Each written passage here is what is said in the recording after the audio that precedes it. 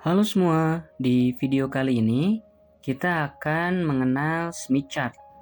Kalau teman-teman pernah lihat konten saya tentang Nano VNA, di sana pernah saya tunjukkan chart ini.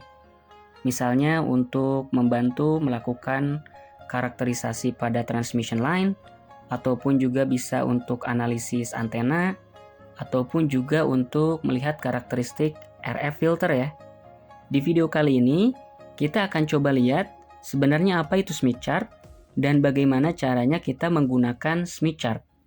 Ini adalah Smith Chart, graphical tool untuk membantu kita melakukan visualisasi dan juga analisis seperti kompleks impedance, transmission line, matching network, dan lain sebagainya.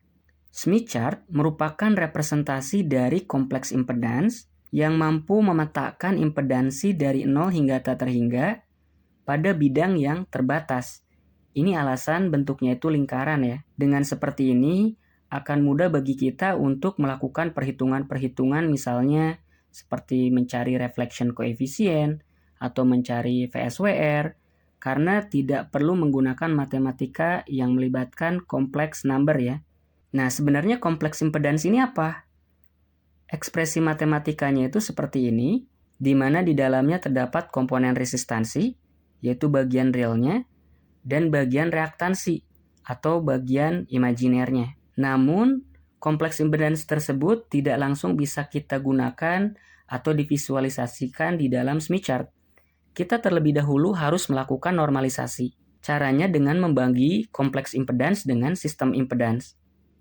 Nah, sistem impedans pada RF biasanya menggunakan 50 ohm. Sehingga jika kita punya kompleks impedans misalnya Z sama dengan 75 plus J40, maka normalized impedance-nya itu menjadi 1,5 plus J0,8.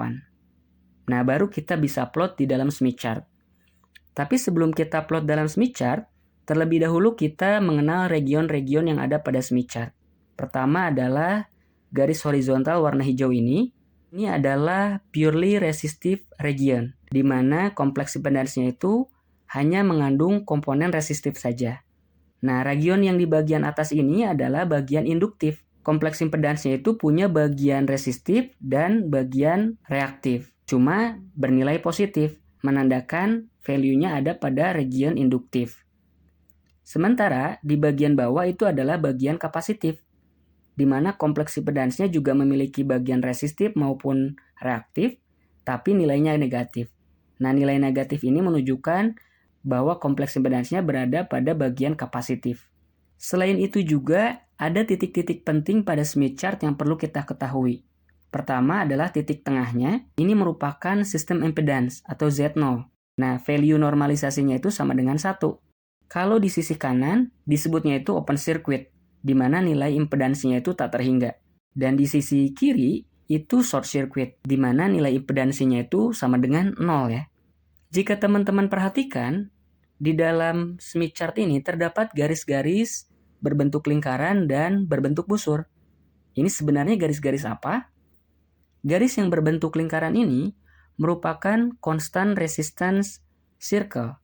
Jadi sepanjang garis lingkaran ini, nilai resistansinya itu akan sama. Contohnya ini untuk resistansi sama dengan 1 setelah dinormalisasi. Juga ada misalkan garis lain, misalkan resistansi sama dengan 0,4. Juga yang 3.0 ya. Nah, bagaimana dengan garis yang berbentuk busur? Itu disebutnya itu constant reactance arc. Jadi sepanjang busur ini, nilai reaktansinya itu akan sama. Nah, ini adalah contoh garis ketika nilai reaktansinya itu plus J1 dan minus J1. Contoh lain misalkan untuk plus J0,5 dan minus J0,5. Dan bisa dilihat, semakin busurnya itu lurus, dia semakin mendekati 0 ya.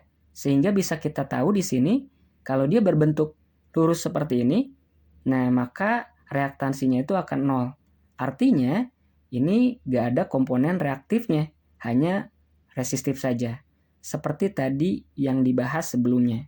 Nah, sekarang kita akan coba plot kompleks impedance di dalam Smith Chart. Setelah sebelumnya kita tahu region-region yang ada pada Smith chart, titik-titik pentingnya, dan juga garis-garis berbentuk lingkaran dan busur pada Smith chart. Nah, contohnya kita punya kompleks impedans seperti ini. Z sama dengan 75 plus J40. Kalau kita normalize, hasilnya menjadi 1,5 plus J0,8. Dari sini kita bisa lihat komponen resistifnya itu adalah 1,5. Sehingga kalau kita gambar, constant resistance circle-nya itu akan berbentuk seperti ini. Dan komponen reaktansnya itu adalah plus J0,8. Sehingga bisa kita draw busur pada garis tersebut. Titik hubung antara constant resistance circle dengan constant reactant arc itu adalah titik kompleks impedans yang kita punya. Jadi, normalized impedans 1,5 plus J0,8 ada pada titik tersebut. Nah, seperti itulah cara plot kompleks impedans di dalam Smith chart. Sebenarnya, pemanfaatan Smith chart bisa lebih dari ini. Misalnya untuk membantu kita melakukan matching method untuk antena tuning ya saat dihubungkan ke transmission line atau juga untuk kebutuhan lain. Namun di video kali ini kita bahas segitu dulu. Nanti kita akan lanjutkan di video-video selanjutnya tentang Smith chart. Nah, sekian dulu untuk video kali ini. Terima kasih.